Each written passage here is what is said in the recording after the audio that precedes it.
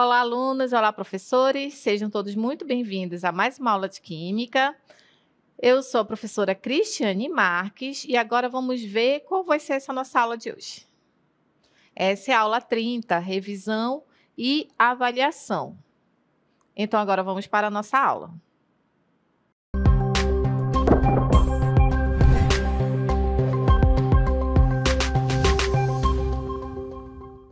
Bom, nessa aula nós vamos revisar aqui alguns conceitos de polímeros, né? Ver a classificação dos polímeros e falar sobre os polímeros naturais, tá bom? Então vamos começar aqui com o conceito, né? O que significa polímeros? Observem aqui. Poli significa muitas e meros significa partes. Então, polímeros é aí a união de vários monômeros. Esses monômeros são a menor parte, né, quando eles vão se juntando para formar os polímeros. Então, monômeros são as moléculas constituintes dos polímeros. Elas são as unidades básicas formadoras dos polímeros. Então, observem aqui. O que é um monômero? O monômero é a menor parte e quando eles vão se juntando através de reações de polimerização, aí vão se formando moléculas muito grandes, que são as macromoléculas. E essas moléculas muito grandes são chamadas de polímeros. Então, essas moléculas grandes, formadas pela união de vários monômeros, se chama polímeros, ok? Então, observe como é que funciona. Observem aqui, ó. Esse é o eteno e ele é um monômero. O monômero é a menor parte. Então, quando ocorre uma reação aqui do eteno, no caso, vai ocorrer a quebra da ligação dupla, e aí eles vão se juntando com outras moléculas de eteno. Então, à medida que eles vão se juntando, né, vários monômeros vão se formando os polímeros. Então, essa daqui é a menor parte, que é o monômero que veio daqui, assim, ó, a menor parte. Então, à medida que vão se juntando vários monômeros, vão se formando os polímeros. Poli significa muitas partes, ok? Então, observem aqui o conceito. Os polímeros, eles podem ser de origem natural ou também de origem sintética, mas são sempre resultado de um processo denominado polimerização. Então, a reação, né, que ocorre aí a formação do polímero se chama polimerização, no qual fenômenos como a temperatura, o tempo de reação ou a natureza dos monômeros determinam o comprimento da cadeia polimérica resultante. Então, dependendo aí da temperatura, dependendo do tempo de reação, a cadeia pode ser muito extensa, né? Pode ser muito grande ou não. Então, trazendo aqui para vocês uma analogia, é como se fossem os clipes, né? Então, os clipes são os monômeros, porque eles sozinhos, cada um desses é um monômero. E a partir do momento que a gente vai juntando esses clipes, vão formando os polímeros. Assim são as moléculas. Então, cada moléculazinha é um monômero. Quando as moléculas vão se juntando, formando cadeias muito longas, então essas moléculas são os polímeros. Isso é uma analogia para vocês conseguirem entender, né? Visualizar, já que a gente não consegue realmente visualizar as moléculas, né? Para vocês conseguirem fazer uma associação. Então, também trago para vocês uma outra analogia, é como se a gente tivesse ali uma corrente. Cada pedacinho da corrente é um monômero, é a menor parte. A partir do momento que esses monômeros vão se juntando, eles vão formando uma cadeia muito longa. Então, aí, dependendo, se, por exemplo, você tem apenas um portão pequeno, você vai ter uma corrente pequena. Então, se você tem um local que você quer trancar, você vai ter uma corrente maior. Então, dependendo aí da reação, do tempo de reação, do tempo da temperatura, aí a cadeia pode ser muito extensa ou não. Então, a união de várias partes menores, que são os monômeros, vão se formar aqui a cadeia polimérica, vão se formar os polímeros. E os polímeros, eles podem ser os naturais ou sintéticos, então vamos ver aqui os polímeros naturais. Os polímeros naturais são a borracha, os polissacarídeos e as proteínas. Então, Esses daqui são os polímeros naturais, a borracha, os polissacarídeos e as proteínas. Polissacarídeos são moléculas muito grandes. E quais são esses polissacarídeos? A celulose, o amido e o glicogênio. Então, esses polímeros, eles naturais, a gente pode encontrar, por exemplo, no couro, a gente pode encontrar no algodão, no látex que a gente extrai da seringueira, na madeira. Então, eles são polímeros naturais, ou seja, eles são cadeias muito longas que a gente, que a gente encontra na natureza. Observem aqui, ó. Essa daqui são estruturas de polissacarídeos. Essa daqui é a celulose. Olhem só, tudo isso aqui é essa cadeia da celulose, ó. Na verdade, tem muito mais. Para vocês terem uma ideia, como é uma cadeia muito longa. Essa daqui é a estrutura do amido, né? Esse N representa que tem mais do que isso de moléculas formando aí esse amido. Aqui também a estrutura do látex, esse N significa que tem muitas moléculas aqui desse composto orgânico, certo? Então, esse látex aqui, esse composto, quando ele vai juntando várias moléculas desse aqui, vai se formar o poliisopreno, porque isso daqui é o isopreno, esse composto aqui é o isopreno. Então, quando tem mais do que um, vai ser poliisopreno. Então, para vocês terem uma ideia de como são grandes essas moléculas, certo? E agora nós vamos falar um pouquinho de cada um. Primeiramente, da borracha natural. Tá aqui, ó, a borracha natural, ela é obtida da seringueira. Esse daqui é o seu nome, né, científico. E aí, como que ela é obtida? É feita uma incisão, ou seja, um corte na lateral. É sempre feito assim, ó, um corte assim na diagonal, na verdade, né? Então, quando é feito esse corte no caule, obtém-se esse líquido branco de aspecto leitoso, conhecido atualmente por látex. Então, sempre vão lá na seringueira colocar um recipiente e quando fizer essa incisão, vai escorrer o látex e vai ser recolhido aqui. Então, esse daí é o látex, que é a borracha natural, certo? Outras características da borracha natural. É um monômero, né?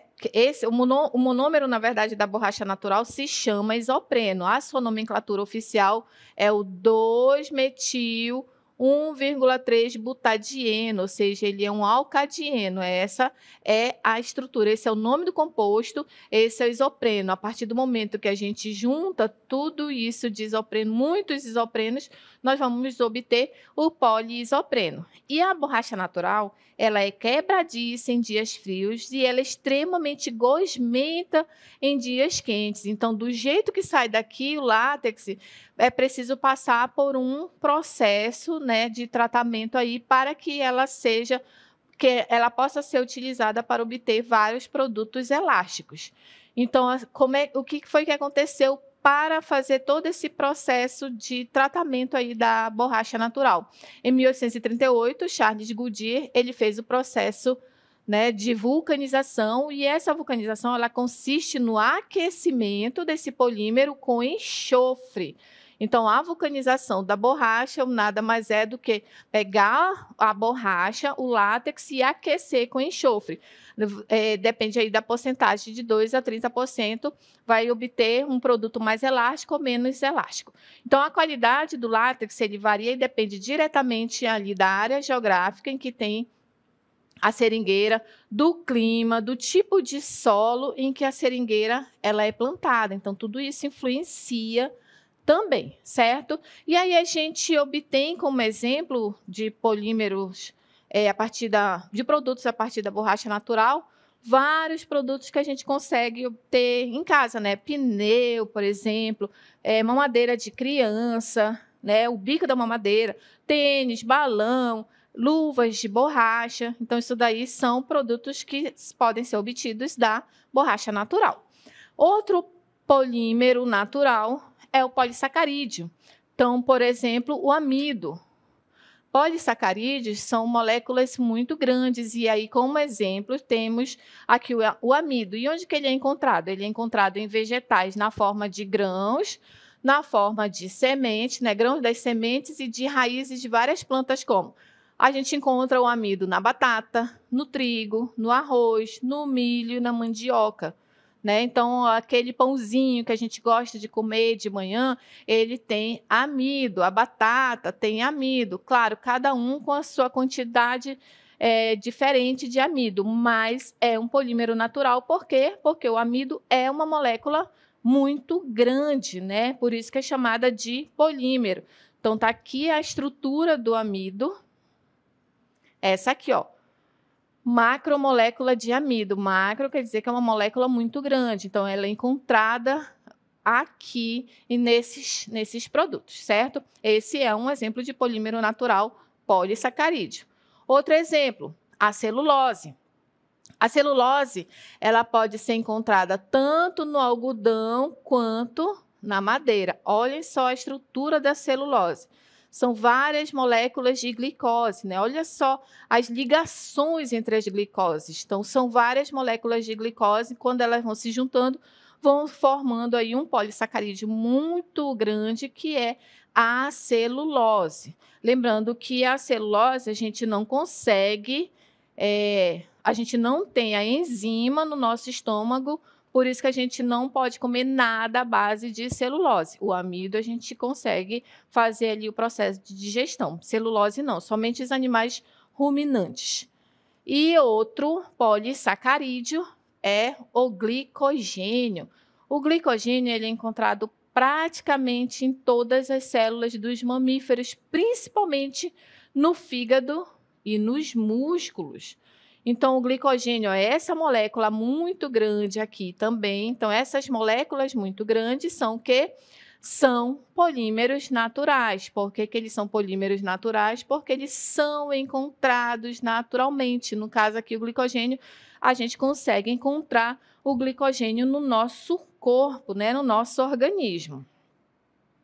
Outro polímero natural são as proteínas, né? Então, um exemplo de proteína é a queratina, onde que a gente encontra a queratina nas unhas, nos cabelos. Por que que são as proteínas são polímeros? Porque são moléculas muito grandes de aminoácidos. Então, quando vários aminoácidos vão se juntando, vão formando as proteínas. Certo? Então, esse daqui é um polímero natural. Exemplo, a queratina. Um outro exemplo de proteína, a caseína. A caseína, ela é uma proteína que ela é encontrada no leite. Então, a caseína também é um exemplo de polímero natural, uma proteína. E um outro exemplo é a fibroína. A fibroína, ela é encontrada no fio de seda da teia das aranhas, né? Então, aquela aranha, né? Aquela teia de aranha que às vezes a gente vê em casa, quer dizer que aquilo ali é uma proteína, quer dizer que é um polímero. Por quê? Porque as moléculas são muito grandes, certo? Então, esses são alguns exemplos de polímeros naturais. Quais são? A borracha natural, né? O que a gente encontra ali através do látex, os polissacarídeos, que tem o amido, temos aí também o glicogênio. Então, são exemplos são exemplos de polissacarídeos, que são aqui os polímeros naturais e as proteínas, certo? Quando a gente fala de polímeros naturais, então é bom a gente falar de polímeros biodegradáveis também, né?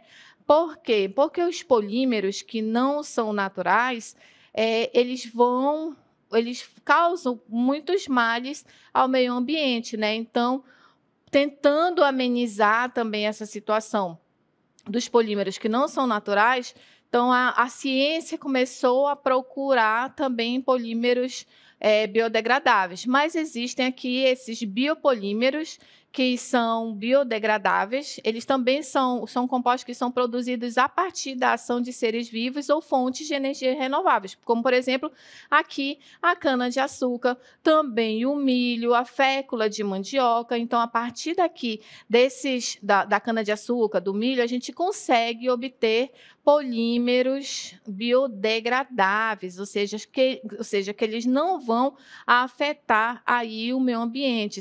A gente consegue encontrar encontrar ele aqui na natureza, certo? E aí, para continuar aqui essa nossa revisão, já não falando mais de polímeros, trago para vocês sobre o método científico. Vamos rever o que é o método científico. Bom, o método científico ele existe para auxiliar na construção do conhecimento científico, que se desenvolve a partir do surgimento de questionamentos ou problemas a serem resolvidos. Então, foi a partir do método científico, né, que a gente consegue, né, os cientistas, eles conseguiram, a partir desse método, obter muitos produtos. Mas, para chegar a esse método científico, antigamente não existia a ciência com esse método científico. Antigamente, por exemplo, na química, o que existia era a alquimia. Então, para sair desses conhecimentos da alquimia até a química que nós temos hoje, foi todo um processo que os filósofos e os cientistas da época começaram a debater ali entre eles, até chegar ao método científico. Quem chegou a esse método científico foi um cientista chamado Robert Boyle, que ele fazia experimentos, ele era completamente contra a alquimia, né, aquela parte que os alquimistas queriam achar o elixir da longa vida, pedra filosofal. Ele era completamente contra isso. Então, ele fez um livro chamado Químico Cético, que aí, nesse livro, e também a partir das suas escrituras, tudo que ele observava, ele testava. Ou seja, o método científico nasce ali de uma pergunta, de um questionamento, de uma observação. Então, Robert Boyle, ele testava e ele fazia todas as anotações dele até chegar ao que conceitou como método científico. Foi aí o surgimento da química como ciência. Deixou-se a alquimia e surgiu a química como ciência. E o Robert Boyle ele ficou conhecido como pai da química. Porém, claro, vieram outros cientistas, por exemplo, como Lavoisier. Lavoisier ele ficou conhecido como o pai da química moderna. Por quê? Porque ele descobriu aí a existência do oxigênio. E também ele descobriu e fez uma lei da teoria, a teoria das massas, conservação das massas, que tem até uma frase muito famosa dele: na natureza, nada se perde, nada se cria. Tudo se transforma. Por quê? Por causa da lei da conservação das massas. E aí, com a descoberta do oxigênio, ele destituiu aí a teoria do flogístico, que antes os alquimistas eles achavam que existia uma força meio que sobrenatural para alguma coisa pegar fogo. Por exemplo, a vela só pegava fogo porque ela existia algo ali nela que era característico para pegar fogo, só existia nela. Mas, na verdade, Anthony Lavoisier, ele observou que era o oxigênio, né? Então, quando se tem o oxigênio, consegue-se aí fazer o processo de combustão. Então, por isso que ele ficou conhecido como o pai da química moderna. Vamos ver de novo aqui a nossa imagem para vocês verem como é que funciona o método científico. Sempre parte de uma observação. Então, a gente observa primeiro e ali, a partir da observação, a gente faz um questionamento, o porquê disso, o porquê daquilo. E, a partir desse questionamento, a gente formula uma hipótese. Será que se eu fizer esse caminho, eu vou chegar num resultado? Será que eu fizer um outro caminho, eu vou chegar num outro resultado? E aí, a partir dessa hipótese, faz-se a experimentação. Depois da experimentação, chega-se a uma conclusão e, por fim, vamos analisar se a hipótese que a gente formulou no início, ela vai ser confirmada ou se essa hipótese ela vai ser refutada. Então, esse método científico é uma maneira sistemática de se fazer uma pesquisa. Então, qualquer pessoa, até a gente mesmo aqui, pode fazer uma observação e chegar a uma conclusão a partir dos nossos questionamentos, observação, fazer ali uma hipótese, eu vou experimentar se isso vai dar certo ou se não vai dar certo, e a gente chega ali a uma conclusão e vai verificar se a hipótese estava certa ou se ela vai ser refutada. Então, é assim que funciona o método científico, certo, pessoal? Eu espero que vocês tenham compreendido, gostado aqui do nosso conteúdo. Agradeço a atenção de todos e até a próxima oportunidade.